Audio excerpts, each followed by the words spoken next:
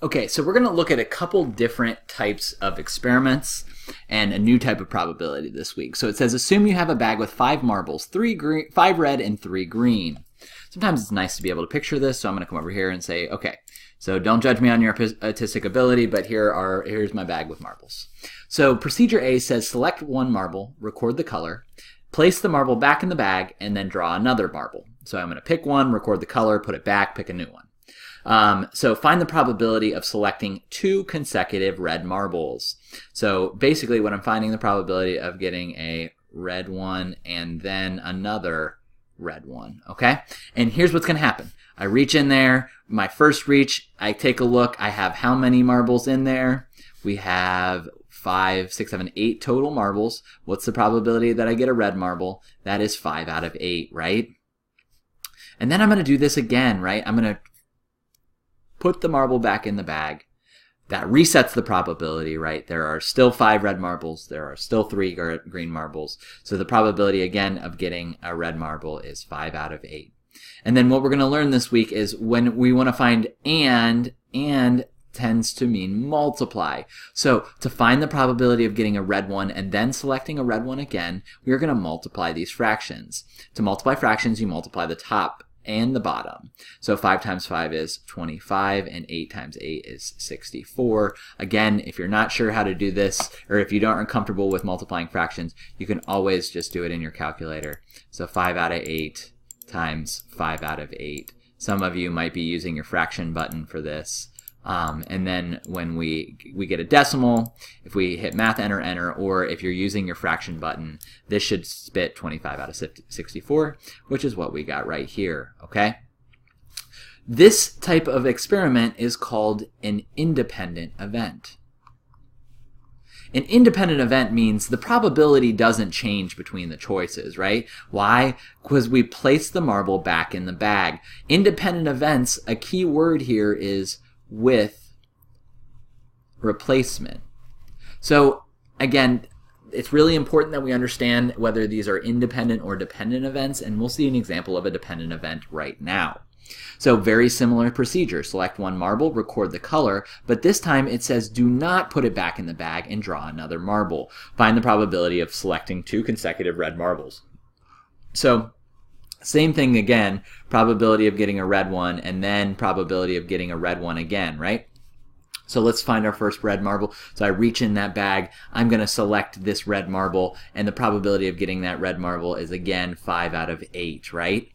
Now, what happens though is I record that color and I take that marble out of the bag. So that's what I'm going to do right now, is I'm going to literally take it out of the bag. And this is what I have left now, right? Notice, did the probability change? I want to find the probability of getting a red marble again, but look, this time the probability of getting a red marble, I only have 7 marbles to choose from in this bag, and only 4 of them are red now. So if it's with, this is what's called a not, this would be not independent, right? Because it's, or dependent, I guess would be the word. So how we do this is, again, we drop the number because there's less of them in there. 5 times 4 is 20, and 8 times 7 is, I think, 56.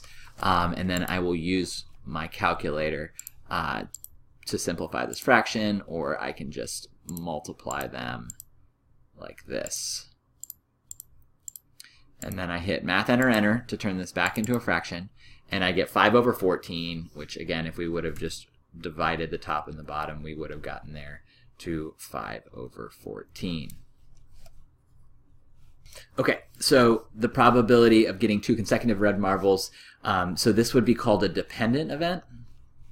Again, the way I think about this is the probability of the second event is dependent on what happens first. This, a key word, do not put it back in the bag. This is sampling without replacement. So you can see that the probability is not resetting every time. Above it did, down here it does not. Let's take another look at an example with one of these contingency tables. So this says that it's a bunch of different musicians and how they learned how to play their instruments. So we have males and females in total. whether they self-taught, studied in school, or went to private instruction. And then we've got our totals over here. So it says if 2 musicians from the study are selected, what is the probability that they are both male and self-taught?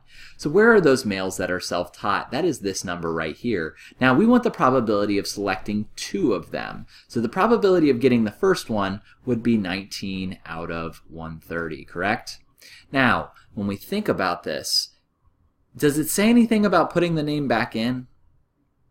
No, it just says 2 musicians are selected, right? Unless it explicitly states with replacement or the name is returned to the, we're going to assume that this is a dependent event. So that means I'm not putting this guy back in there. So there were 19 out of 130 total musicians, but then I took one of the self-taught males out. So the next one would be 18 out of, well, there were 130, but now there is 129. Again, we're going to do something similar to like the marbles in the bag, but this time we're talking about names in this list. So now I'm going to multiply 19 over 130 times 18 out of 129.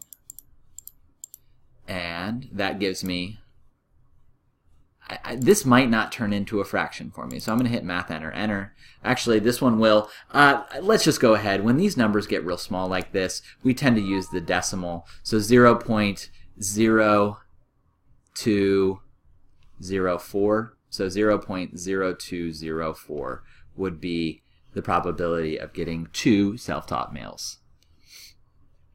All right, the last question we're going to look at here is, it says, a quiz has 9 true-false questions. A student did not study for the exam, bad news, and they're going to guess on all 9 questions. We're going to define event A as getting none of them correct. Let's find the probability of getting none of them correct. Well, we got to figure out the probability of, first of all, it's a true-false question, right? So think about just this, the first question on the exam. How many answers are on that first question? There are 2 of them, right? And then how many of them are the wrong answer? Well, there's 1 out of 2, right? Now we got to move on to the second question. Notice that this is independent because the way you answer the first question doesn't have anything to do with the second one. So the probability I get the second one correct is 1 out, or not correct or wrong is 1 out of 2, 1 out of 2, 1 out of 2. And how many of these do I have? I have 1, 2, 3, 4, 5, 6, 7, 8. We're going to have 9 separate fractions here.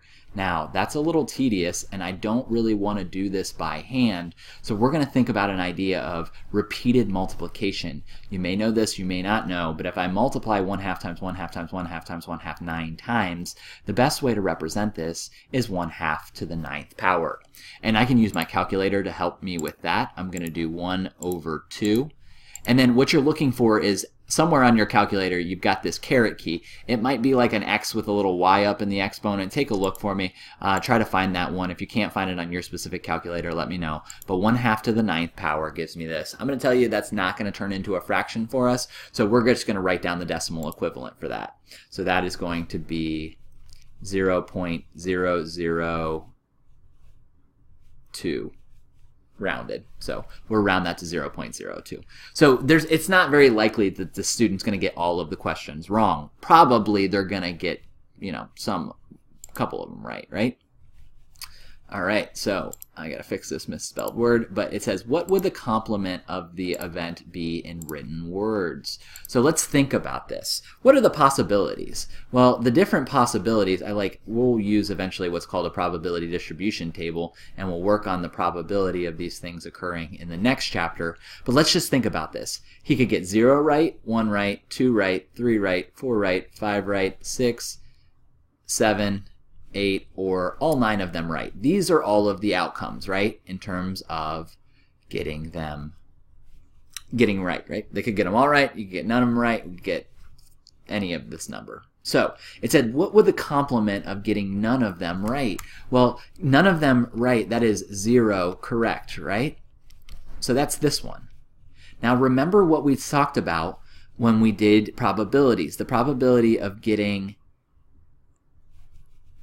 the complement of this would be everything else in the set, which would be the numbers 1 through 9. What does that mean? What the probability of getting 1 through 9? That is the probability of getting what? At least 1 right.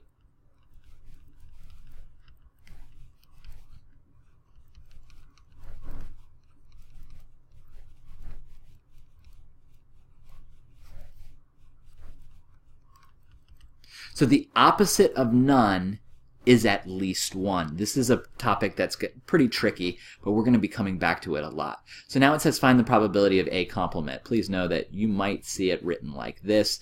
These symbols are the same thing. The little apostrophe or the line over it, both of those stand for complements. So the probability of getting at least one correct, well, the nicest way to do this, we could go through and find all of these probabilities separately and add them together, but it would take forever.